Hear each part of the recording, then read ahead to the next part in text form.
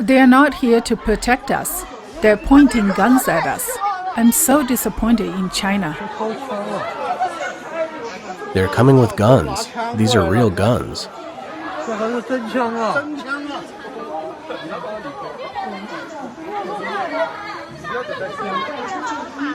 Why are you pointing a gun at us?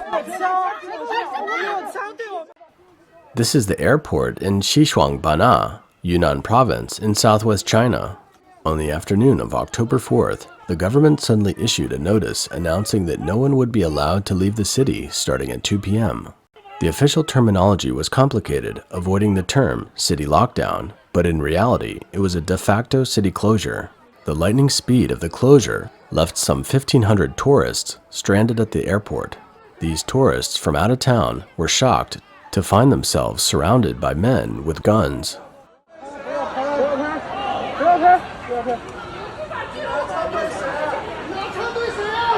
Who are the guns pointing at?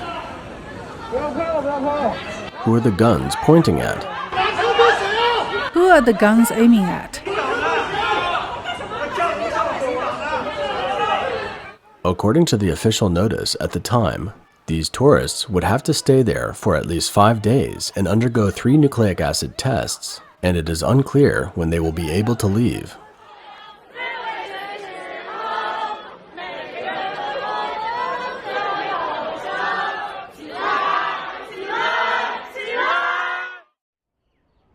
October 1st is the anniversary of the Chinese Communist Party establishing the regime in China. October 1st to 7th is a public holiday known as Golden Week.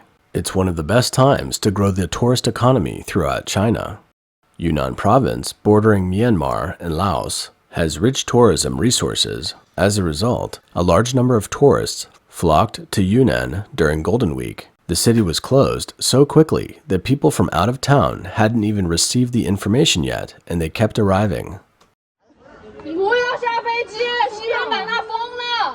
Don't get off the plane. Xishuangbanna is locked down. Locked down. Yes, Xishuangbanna is locked down. Don't get off the plane. People of Chongqing, go back.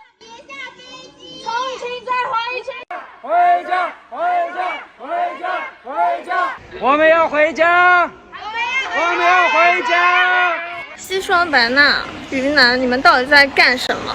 Xishuangbanna, Yunnan, what the hell are you doing? Now where I am isn't even a low-risk zone. Although there is a positive case in one of the scenic spots, Gaozhuang, I have been very lucky not to have stayed in Gaozhuang, so we are not stuck in it. According to my friend, the people who are stuck in that scenic spot are staying in a very high-priced hotel, paying the original price, which is more than 1,000 RMB or $140 per night. They don't know how long the lockdown will last. I booked a ticket for today after 2 p.m. I arrived at the airport before 2 p.m. We entered the airport smoothly. However, hundreds of us are stuck here. We're not allowed to board the plane. Neither are we allowed to leave the airport. This place is still shown to be low risk. I'm curious, if what your reckless actions are to prevent epidemics, you should at least come up with some sort of documents so you can do your reckless actions, instead of announcing it here with your mouth and not allowing us low-risk people to leave. What are you doing, Yunnan Xishuangbanna? Can you give me an explanation? You locked all of us here in your high-priced hotels. Is this how you all generate revenue and profit? 我想问一下，你们都这么防疫的吗？你们这样以后谁还敢过来旅游啊？ The lady mentioned a scenic spot, Gaozhuang, where a positive case was found. Look, the tourists are escaping from the hotels of this scenic spot. This group of people should be the ones who had been running a little bit faster than others.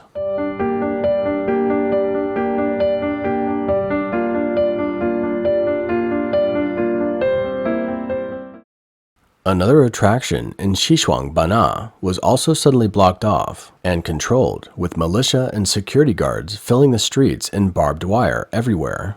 In the night, some people tried to escape and were intercepted and beaten by security guards.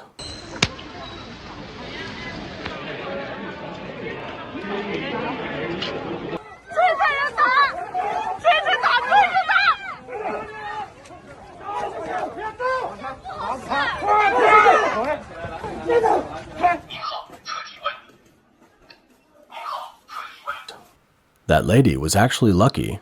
Compared to the people sent to the Xishuangbanna quarantine camp, the situation at the airport wasn't as bad as it could have been.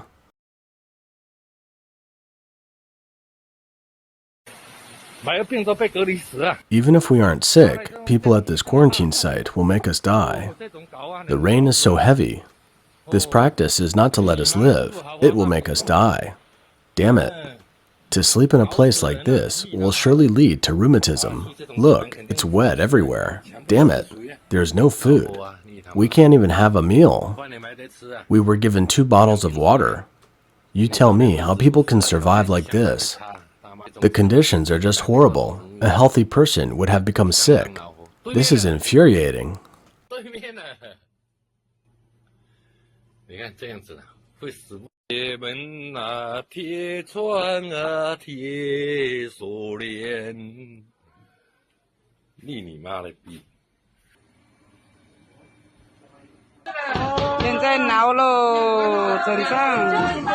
Now everyone is making a scene. There's no food. They have been starving for 2 days. It's afternoon now, and there is still no food. Everyone is protesting. Look, many have been hungry. There was no breakfast, and now it's lunchtime, but there is still no lunch. On October 6th, Yunnan province announced 44 new local confirmed cases, including 3 from Xinjiang and 41 from the province, mostly in Xishuangbanna, autonomous prefecture. It sounds like less than 50 infections. The mood shouldn't be that scary. But even cats and dogs here have to be tested. This is Red China. It's hard for people to know what the actual situation is and what the official intentions really are.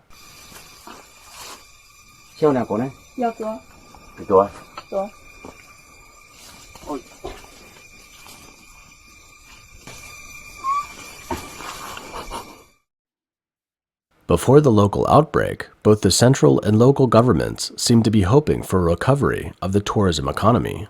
Officials from the central government even helped Xishuangbanna with tourism promotion in mid-September. They made the stray herd of elephants that escaped from Xishuangbanna in 2021 into international friendship ambassadors and did a lot of publicity in the media. As Golden Week approached, Communist Party officials made a point of briefing the situation of the elephants who had returned to Xishuangbanna. They are 4 Asian elephants, 2 moms and 2 babies, and the 2 calves were the newborns produced in the northward migration, drawing tons of attention. Now they're very healthy. The birth weight of either was some 100 kilograms, and now both are estimated at 300 kilograms in weight, according to our elephant caretakers. But the sudden outbreak during the Golden Week shattered the tender atmosphere created by the Chinese government, with the sight of well-protected elephants receiving good nutrition and hungry people being threatened to appear one after another. It doesn't make the Chinese bureaucrats look good. The video of the men in white holding guns at tourists can't be found on China's social media, Weibo, anymore. It's not surprising, as this is the routine response from the Chinese government. You may wonder why the Chinese are still traveling when outbreaks are all over China. This is because people in China don't receive the same information as people overseas. It's hard for them to see the full picture. The official media is deliberately leading people. In the midst of the recession, the government is eager to boost the economy through Golden Week tourism, while at the same time, some local governments have laid traps. Hence, this is the message the Chinese see.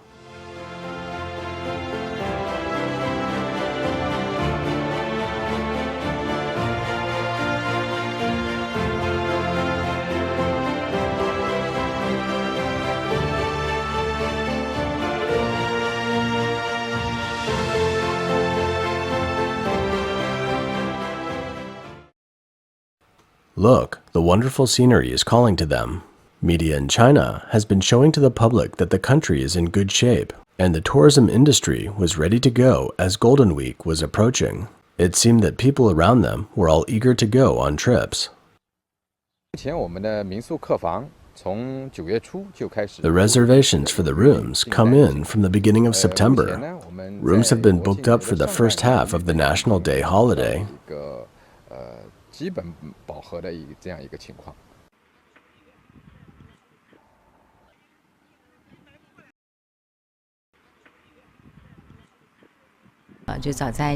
In July and August, we have clients coming over and felt good about our inn. All of our rooms have been booked up.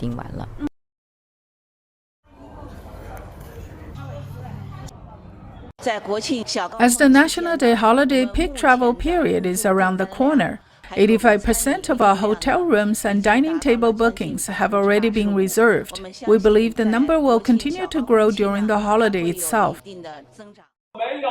It's likely that tourists arrived at the airport with their bags packed and luggage in tow, only to find unexpected news. This was October 4th in Changsha, Hunan Province, where airport staff told travelers that if they traveled to Sanya, they would first be quarantined there for a few days.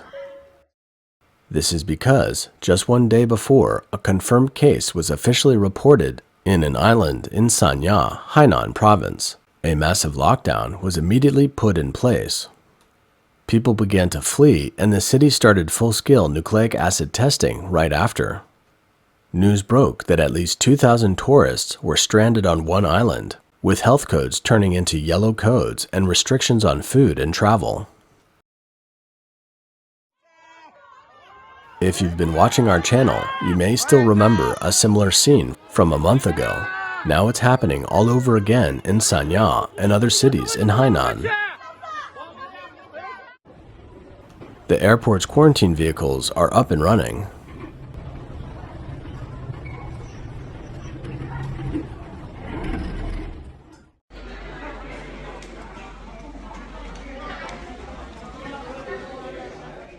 This is October 7th, early morning at the airport.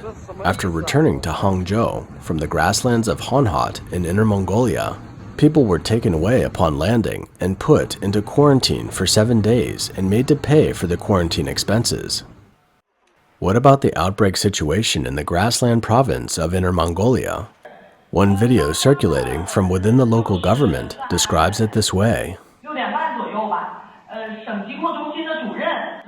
The director of the Provincial Disease Control Center called me specifically to say that the strain of this virus in Hohhot, Inner Mongolia, is BF.7. The World Health Organization has issued a global release saying that this strain is firmly established in the world.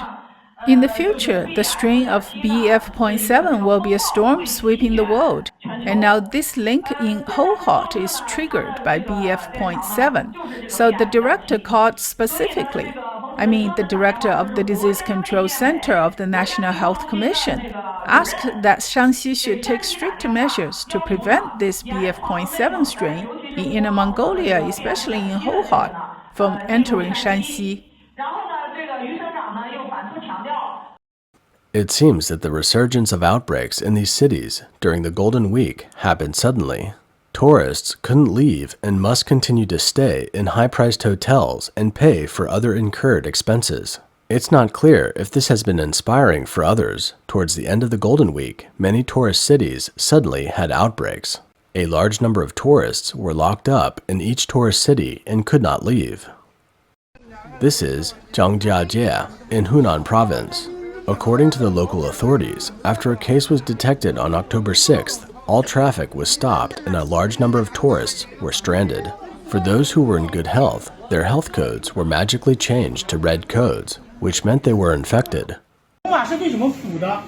Our codes aren't red. The red codes were made up later. So why are we being sent to the hotel? Who will be in charge? Your leaders just said that it's a problem of big data. If there's a problem with your big data, why do we have to bear the responsibility? We have pregnant women, seniors, and children here. Who is that leader who just left? According to the principle of openness of the government, why doesn't he dare to say his name?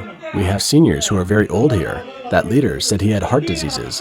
The seniors here have heart diseases too. Another famous tourist city in Hunan Province, the ancient city of Phoenix, was also locked down on October 6th, just like Zhangjiajie. One day before, on October 5th, when tourists were about to leave, they suddenly found that their health codes had turned red.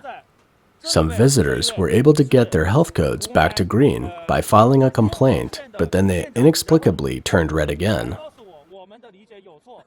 Many cities were locked down on October 6th, near the end of Golden Week. This has led to speculation that local governments are struggling financially and have come up with the solution to force tourists to stay in high-price hotels to generate additional revenue. Because of the lack of transparency in official information in China, it is difficult to determine what is true or not and how serious the outbreak is, creating chaos during Golden Week.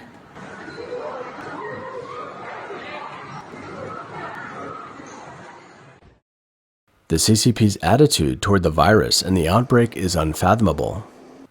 On the one hand, it is applying the most stringent control measures in the world to prevent the outbreak, while on the other hand, it is allowing crowds to gather at maximum density. This crowded scene took place in the heart of China, in Beijing, the capital. There is zero distance between people. It was on October 1st, the anniversary of the CCP's regime in China. According to official media reports, over 200,000 people watched the flag-raising ceremony in Tiananmen Square in the early hours of the day. From around 3 a.m., long lines formed at the entrance of Tiananmen Square, waiting to enter. Yes, you heard that right. A crowd of over 200,000 people gathered in close contact, and the CCP wasn't worried at all. Some Chinese netizens have called this gathering as a super party for the little pinks and pinks. Little pink or pinky is a term used to describe young or old Chinese brainwashed by the CCP propaganda who claim to love China but the party in actuality. Perhaps for the CCP, this is a perfect opportunity to inspire people to love their country or party, and it mustn't be missed. When I see the 5-star red flag fluttering in the wind, I can't help but want to say happy birthday to our motherland.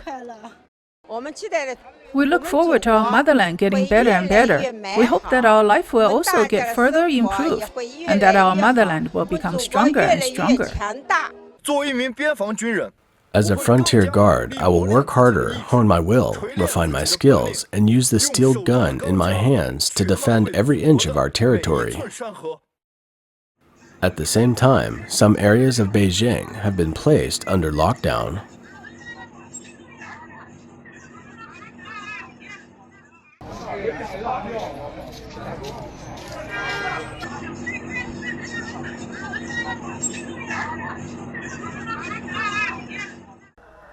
According to data released by China's Ministry of Culture and Ministry of Tourism, the number of domestic tourists during the 7-day October 1st holiday was 18.2% lower than the same period last year, and only 60% of the same period in 2019. Domestic tourism revenue decreased by 26.2% compared to the same period last year. Because of the large population base, 422 million people have still traveled. That is, there is still a massive population moving around in China during the Golden Week. Here's what the official Chinese propaganda says about this. Compared with the traditional system, the self-developed new system reduces the passing time of a single vehicle by 1.5 seconds, and the passing efficiency of the same unit time has been significantly improved. However, videos circulating from the public show the other side of the story. At several highways, train, or high-speed rail stations, passengers leaving terminals have had their ID cards withheld and are said to be diverted after checking their status based on their ID card information. Many passengers are thus stranded at stations for hours or even a day, missing subsequent flights or other commitments.